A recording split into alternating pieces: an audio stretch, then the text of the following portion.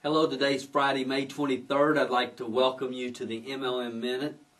I'm just going to share a little story with you, and then I'm going to relate it back to your business and how it relates to your business. But this past weekend, I had the opportunity to go to an Atlanta Braves baseball game. And that's kind of a pastime for me, something I really enjoy doing when I have the opportunity to travel. I like to go to different minor league baseball parks and major league baseball parks, and I've had the opportunity to go to Wrigley Field and a lot of different stadiums around the country. Just something I really do enjoy. And I had great tickets right behind home plate and was really enjoying the ball game. And it was kind of interesting because the Braves were playing the American League, Oakland Athletics. So it's a team I'd never seen before because I usually are in National League ballparks for the most part. Never had seen the Oakland A's, except when the Reds beat them in the World Series here in 1990. My brother and I happened to get tickets for the playoffs in the World Series, but that's another story. But it was kind of neat. They were playing the Oakland A's, and probably in the second or third inning, a guy comes up for the A's, number 2 or number 3. You'll see it in the picture. I can't remember right now. I think it was number 2. And I look up on the scoreboard, and the guy's 0, 0, 0, 0, 0, 0. All his stats were 0. And I'm thinking, this guy's a rookie, and this is his first ever major league at bat. So I look in the program, and he's not listed in the program. And I'm thinking, I bet they've just called this guy up.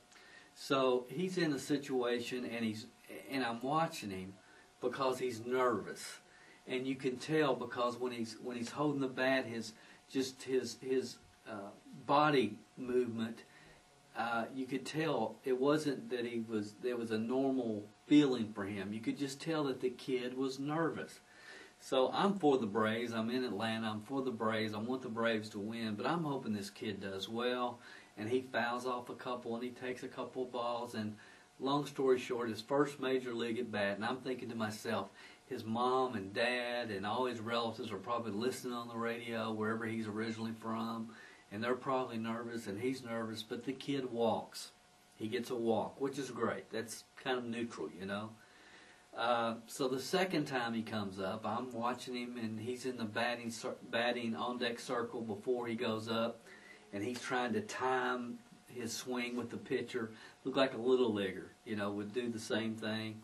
And I'm really excited for this kid, and he gets up, and he hits a line shot, base hit, right up the middle, and you could just see when he rounded first just the relief of anxiety and the joy this guy really had. I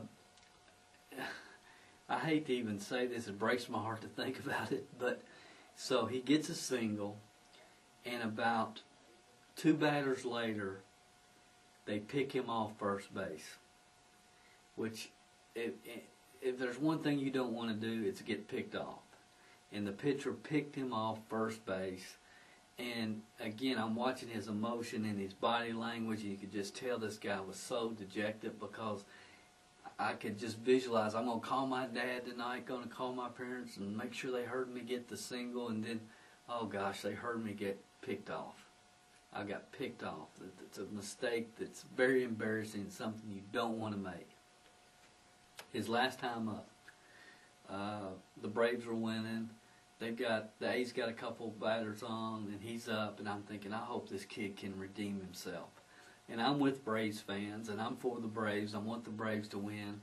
But this guy, about the second pitch, hits a line shot between right field and center field, and I thought the center fielder was going to get to it, and I'm yelling, get over his head, get over his head.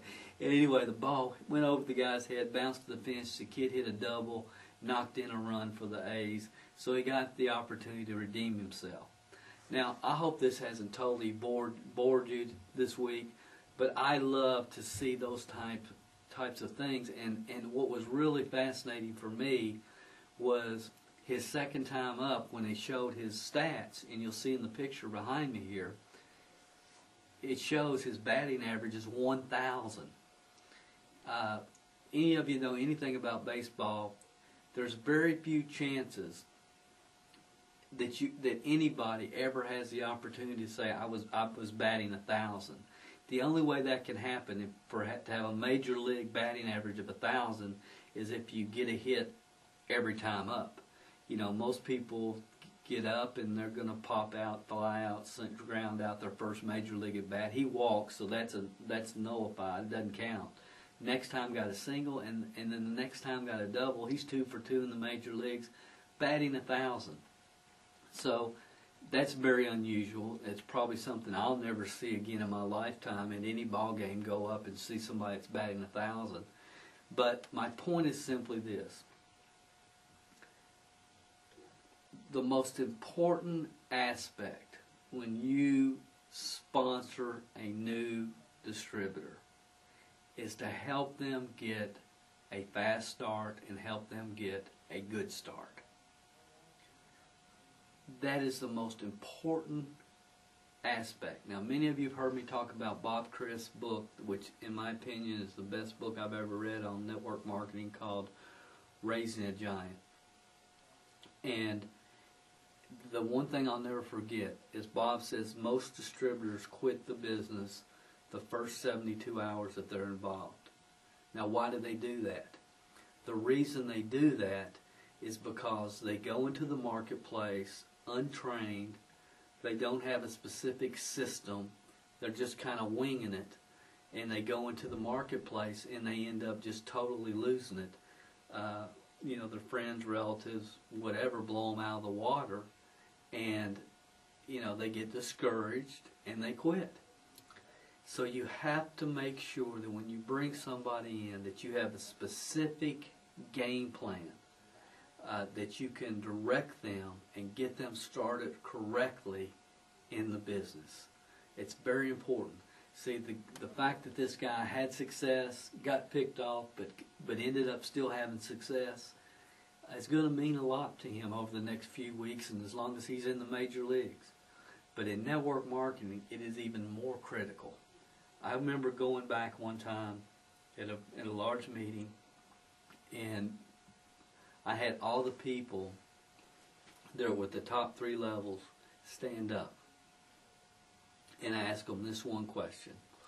I said, how many of you standing up? And there was probably 300. I said, how many of you would tell yourself, no matter what happened your 4th and 5th and 6th month in network marketing, but you would tell yourself that in the beginning, when you first started, even if you didn't know what you were doing, but in the beginning, you had a pretty fast start, pretty quick start.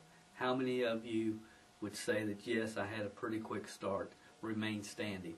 And I want to tell you there was less than 10 people that sat down. What does that tell you? Bob Chris, most people quit within the first 72 hours. Don't neglect this. Think about this weekend. What kind of game plan do you have to get your people started off correctly? And is it working? It's one of the most important parts of your business.